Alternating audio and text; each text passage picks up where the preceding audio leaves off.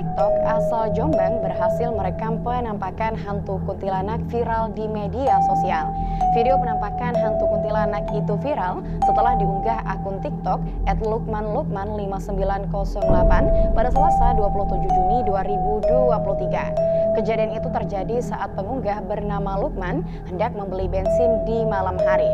Lalu saat sampai di Jalan Tuangan dekat desanya di Perak, Jombang, pemuda itu lalu melihat sesosok hantu wanita berbaju merah dengan rambut panjang. Sosok hantu itu melayang dan tidak menapak di tanah. Kemudian juga terdengar suara mirip dengan ringkikan kuda. Namun ada juga yang menyebut jika suara kuntilanak itu mirip kambing dan ayam. Pengunggah menulis jika di lokasi dirinya ditemui kuntilanak itu pernah ada pasangan yang bunuh diri. Saat dihubungi tribunjateng.com, pengunggah mengaku jika kejadian dalam video itu asli, namun pengunggah belum menceritakan secara detail kapan dan kronologi kejadian dalam video tersebut. Sontak video itu pun mendapat banyak komentar dari netizen.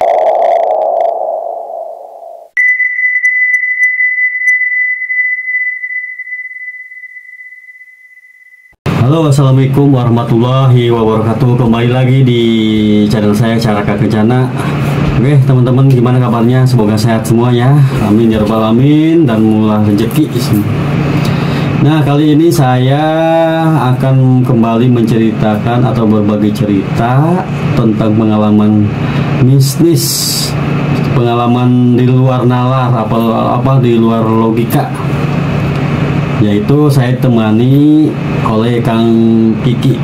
Kang Kiki ini sebagai narasumber saya yang punya pengalaman mistisnya itu di lingkungan pesantren ya. Baik, betul ya? Iya. Oke, seperti apa ceritanya? Kita langsung aja tanya ke Kang Kiki. Kang Kiki, gimana kabarnya Kang Kiki? Alhamdulillah. Baik. Kang Kiki di mana aslinya? Bogor. Oh, Bogor. Ya Kang Kiki, saya penasaran dengan kisah pengalaman mistis Kang Kiki saat di lingkungan pesantren. Padahal kan istilahnya di lingkungan pesantren itu jauh dengan stigma negatif yang seperti itu. Nah, gimana bisa diceritakan Kang Kiki?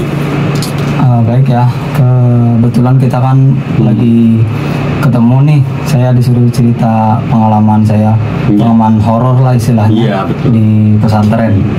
Ya, itu pengalaman saya sebenarnya nggak yang gimana banget, cuman nggak tahu kenapa teman-teman saya tuh di pesantren itu selalu aja banyak yang dapat cerita-cerita yang hal-hal yang seperti itu. Tapi saya pribadi jujur jarang banget ngalamin hal kayak gitu. Cuman ada satu kejadian waktu saya selesai ngajar bimbel. Jadi kan saya kan di lingkungan pesantren yang ada pendidikan SD, SMP, SMA sampai mahasiswa gitu. Oh, lengkap di situ semua. Iya, saya kebetulan waktu itu di mahasiswa semester 2. Nah, semester 2.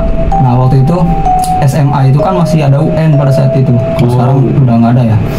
Jadi waktu anak SMA mau UN itu kan beberapa minggu sebelum ada dilaksanakannya UN, itu kan ada bimbel dulu ya. Nah, guru-guru SMA itu ngambil anak-anak mahasiswa semester 2 yang dulunya itu ada nilai yang baik lah di mata pelajaran UN gitu kan. Salah satunya misal saya waktu itu suruh ngajar. Nah, bimbel itu kan diadain di luar jam sekolah, jam kegiatan lah istilahnya. Sedangkan di pesantren itu kita kegiatan full dari pagi sampai jam 10 malam. Nah, jadi di atas jam 10 kita baru bisa ngadain bimbel. Singkat cerita, di beberapa hal waktu ada satu keadaan lah di waktu bimbel itu. Sepulang dari ngajar bimbel itu kan selesai jam 12 sampai jam 12 malam. Dari mulai jam berapa itu Kang? Dari jam 10 setelah kegiatan selesai orang-orang tidur, kita baru ada kegiatan bimbel itu. Nah, sepulang dari bimbel itu dari sekitaran jam 12 lebih lah. Makanya nggak boleh dari jam 12 lebih kita selesai. Nah, kan pulangnya itu kan kalau anak-anak SMA yang bimbel, mereka kan pulangnya ke masjid. Jadi semuanya itu dari SD sampai SMA harus tidur di masjid anak-anak. Jadi kita yang mahasiswa itu menjadi pembimbing mereka. Salah satunya saya menjadi pembimbing SMA tersebut. Kalau kalau pembimbing itu harus tidur di asrama. Oh, pembimbing itu dipisah ya? Dipisah, pembimbing harus di harus asrama, kalau murid semua di masjid. Betul. Kecuali ada beberapa pembimbing yang dijadwalkan untuk patroli ke masjid. Oh iya, memang ada aturannya di situ seperti itu ya? Iya, ada jadwal kayak jadwal piket gitu buat pembimbing. Nah, kebetulan saya lagi nggak ada jadwal patroli, jadi saya pulang dari bimbel itu ke asrama. Sedangkan di asrama kan itu jam 12 kan udah tidur semua, notabene ya kan, udah tidur semua, lampu udah dimatiin semua. Saya bertiga, kebetulan satu asrama waktu itu kan. Saya bertiga itu pulang, datang ke asrama. Nah, itu yang teman saya yang satu emang lagi masih belum datang, masih di kelas mungkin. Yang satunya itu udah masuk duluan, saya di belakangnya tepat banget di belakangnya. Kan itu gelap banget ya. Saya khawatir kalau lewat tengah langsung itu tiba-tiba ada ember lah apa segala macam ketendang. Akhirnya saya lewat pinggir tuh. Lewat pinggir sambil geraba-raba tembok kan, beraba tembok. Yang itu kan di asrama kan ya, itu kan di temboknya itu kan dikeliling sama lemari anak-anak kan. Oh, lemari berangkas itu ya? Bukan berangkas ya? Lemari pakaian anak-anak. Oh iya. Jadi kan mereka kan masing-masing punya lemari di asrama itu kan, ditempel di tembok-tembok. Nah, saya lewat pinggir tuh, lewat tembok. Nah, saya raba-raba. Itu lurus tuh tembok semua. Kan kalau misalkan manusia ya, orang gitu lagi berdiri, lagi raba tembok. Posisi keadaan mati lampu apa memang belum disakral jadi belum nyalain? Belum nyalain itu. Oh, gelap ya. Sama sekali gelap, nggak kelihatan apa-apa. Saya raba-raba itu kalau misalkan orang gitu kan, itu paling pasti jauh kan dari tembok, dari dari lemari kan. Tapi ini enggak, itu lemarinya tiba-tiba saya pegang satu lemari itu ini kayak pegang kulit manusia, kayak perut kayak gitulah. Itu jadi kayak saya juga. Nah, setelah saya pegang itu ada kayak menjerit itu. Ya kayak ada suara yang nggak tahu, saya lupa suaranya. Suara perempuan. Iya, suara perempuan gitu. Itu yang bikin merinding gitu kan. Kayak langsung takut banget gitu. Itu padahal suara doang, saya belum melihat ada wujud gitu. Nah, setelah suara itu selesai, maksudnya ada suara tanggapan gitu, kayak karena saya pegang gitu kan. Kayak suara kayak perempuan lah intinya gitu. Nah, pas Kang Kiki megang sesuatu itu, pas ada suara itu, Kang Kiki sendiri mendengar, apa yang temen yang lain juga dengar juga? Ada dengar juga. Saya setelah ini kan, setelah saya pegang itu kan nggak lama itu lampu langsung nyala kan. Nah, lampu itu setelah lampu saklar dinyalain itu beneran nggak ada apa-apa. Nah, setelah saya masuk pun saya tanya ke dia, tadi denger nggak? Terus dia bilang, iya dengar tadi Bang, kayak ada suara cewek gitulah kata dia. Itu dia sama, udah kan saya biasanya panggil Jack kan kalau sama orang ini. Udahlah Jack, tidur aja dah, udah malam juga. Akhirnya kita sama-sama langsung tidur di situ. Soalnya nggak tahu udah jam 12 malam itu udah kita aja paling ada yang di sekitaran situ yang masih beraktivitas di situ. Itu sih yang pengalaman horor yang udah saya alami langsung sama Kang Kiki sama temennya, rekannya. Iya betul. Nah, setelah itu memang di lingkungan pesantren itu pesantrennya masih baru atau gimana itu? Itu udah lama pesantren. Udah lama ya, cuman sebenarnya banyak teman-teman saya punya pengalaman mistis kayak gitu tuh banyak. Apa lagi tuh ceritakan apa lagi? Saya pribadi jujur hampir nggak pernah sih selama 10 tahun di situ, hampir nggak pernah. Nah itu Kak, paling kejadian itu. Sama ada sih satu lagi.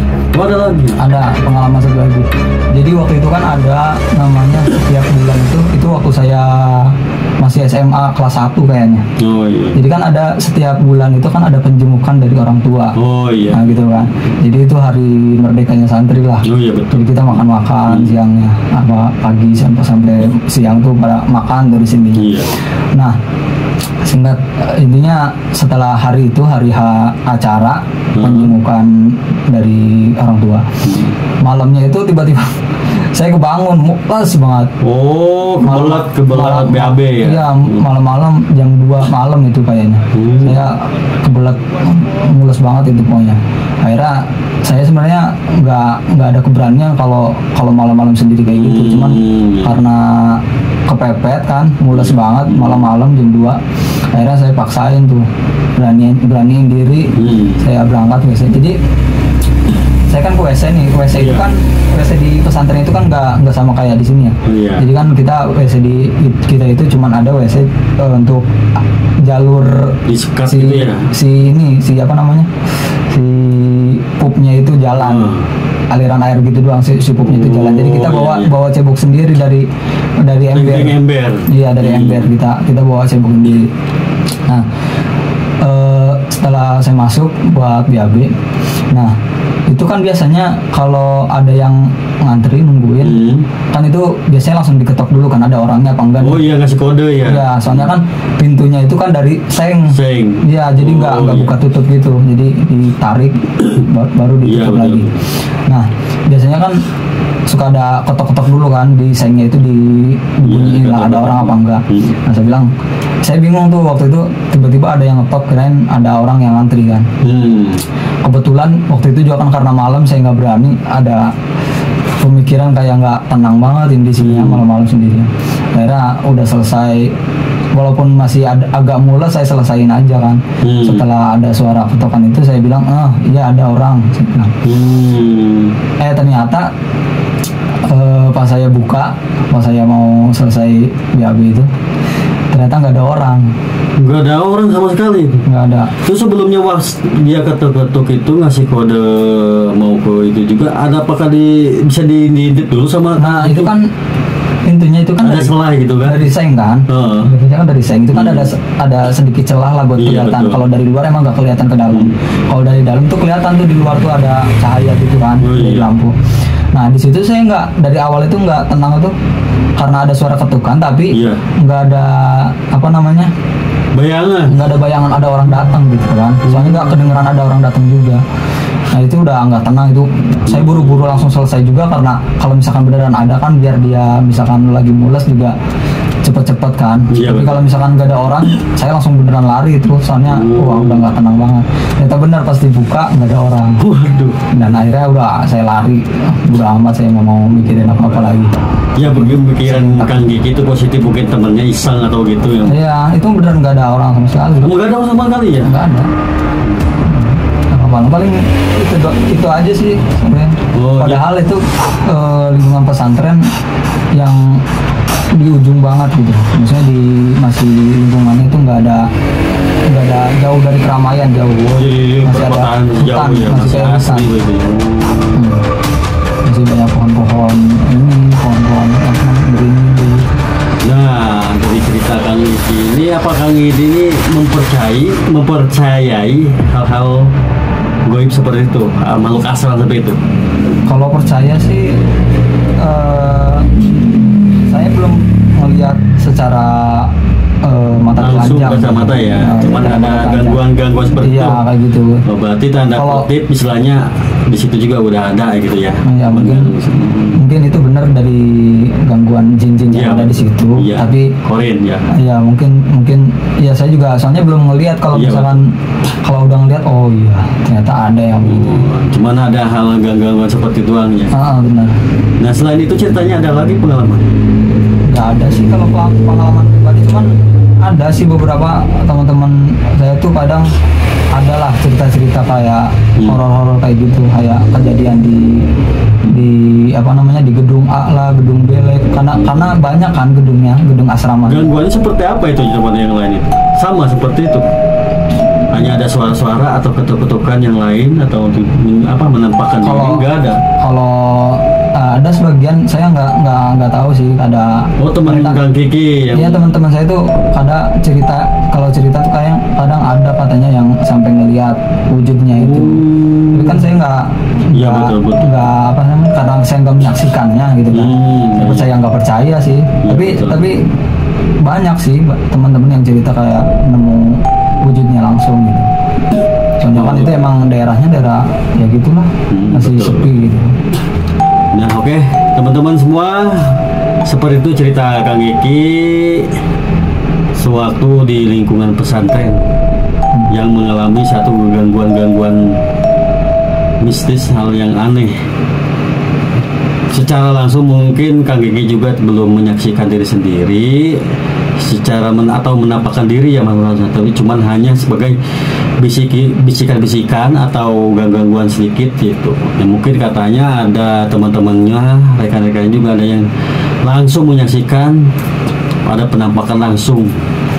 Ya itu istilahnya seperti itulah, kalau misalkan orang belum mempercayai sesuatu, ya itu karena mungkin mereka belum mengalaminya sendiri.